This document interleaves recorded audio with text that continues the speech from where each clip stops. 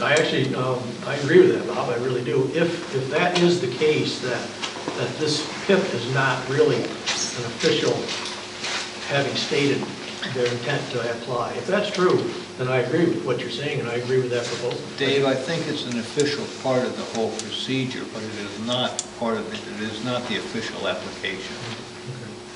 Can I just make one more comment? If you do have a dialogue with British Petroleum, I know they asked for a meeting with Town of Lyme and Cape. I don't know what. I'm sorry, when was that? Didn't they ask for some sort of a meeting between Cape Vincent and Lyme officials to discuss some things? No. We asked for a meeting We asked for a meeting a long time ago, and they chose not to attend. That was in November of 11. I called Mr. Gross to say the town board is very close to having a appointing a complete replacement of individuals for the planning board, so we had a full complement, yes, plus 2 alternates. Well, I understand that history, but hasn't there been something recently where they suggested they would like to discuss our zoning law? Well, they may have discussed it amongst the leaseholders, but they certainly haven't contacted one elected or one appointed official. Well, my point is if they do make that to you, this is one thing that I think that this board should present to them. If you just let me read this. This is section 5.9, the interpretation out of our zoning law. It says, interpretation and application of the provisions of this law shall be held to minimum requirements, adopted for the promotion of the public health, safety, and general welfare. Whenever the requirements of the law differ with the requirements of other lawfully adopted rules, regulations, or ordinances, the most restrictive, or that imposing the higher standards, shall govern. So if this board wants to uphold its zoning law and BP wants to go to Article 10, I think we should maybe put this at the preamble of the zoning law and uphold that. Sure. Just one point, I think maybe what Dave was referring to is at the very last statement in the PIP, their personal letter section of the PIP said something to the effect that within the 180 days or whatever time, 150 days that you go back and forth, that they intend to discuss with the town or the community those parts of the local law that would affect their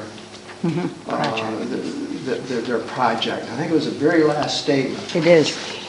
I have it with me if you want to hear it.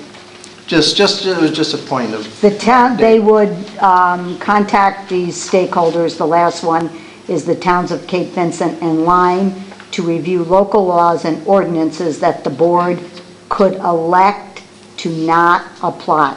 I'm assuming the board, meaning the board in Albany. The siting board. Yes. Could you read that first part again? What parts of the community? The towns? The stakeholders.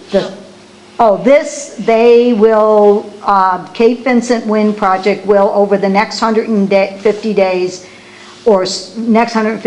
be in communication with representatives of the following stakeholders, as well as those stakeholders listed in Exhibit I. And there's 7 groups listed here. The last group is the towns of Cape Vincent and Lyme, to review local laws and ordinances that the board could elect to not apply.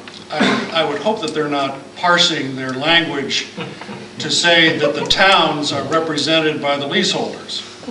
But I can't confirm that. It's just a matter of question that I would have, since if you want to spend the money to put something in the paper that says working together with the community, what community are you talking about?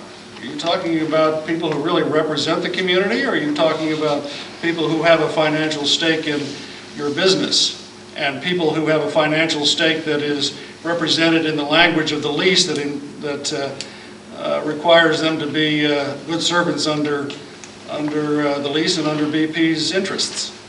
So, until let's face it, until the state is willing to say there are inconsistencies in how these business plans are they really fair business plans, or are they just business plans that whet appetites and get people interested in getting on boards to affect what the business interest is of the corporation? Let's have a level playing field here for the whole community, not just a small segment of the community. We won't continue this too much longer, but Dick, I'd like to add that our letter to BP requested them to either update their application, amend their application, or abandon it, and they chose not to answer that question. right. So we're left trying to figure out what's going on in their minds, and so, Well, you know, it was pretty much their decision not to abandon this project. Well, it's to put the monkey on our back, essentially, for us to make a determination that would be not palatable to certain individuals, that this town was saying no. We're supposed to be saying yes. Well, the stewardship requires us to conduct a fair and comprehensive process and an evaluation based on some science, not based on, again, as I say, what the industry standards are nothing more than what they can get away with. I'll keep on saying that until they can refute that. It stands. Sir. Just to reiterate what I said before, and Rick and Donna, I think, cleared it up. When you read the PIP at the end, I agree, I read that also, and it indicates, the language indicates that they would like to come here, at least to me, in my opinion, that they would like to come here to negotiate away some of the things in our law. That's the way I read that language. And that's why I made the comment that hopefully we wouldn't enter into any of that, that we would simply say, here is our law, and that's all. I will say at one time, and I think anybody who knows me has seen an evolution where at one time I was willing, and it's a matter of record, that Gary King and I went before the prior elected board to ask that we try and consider some negotiation. BP made it very clear through Beth White's presentation at the May 2010 last meeting of the law committee, or joint law committee, that it was not going to happen. They had no intentions of negotiating.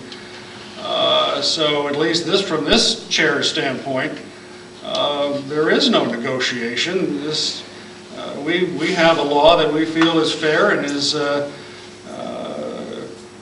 represents the interests of this community, not the interests of the corporation. Right. And keep in mind, I'm saying this in defense of the law, even though I see some things in the law that I'd like stronger to change. I'm saying that what we have is what we have. And Dave agrees with us.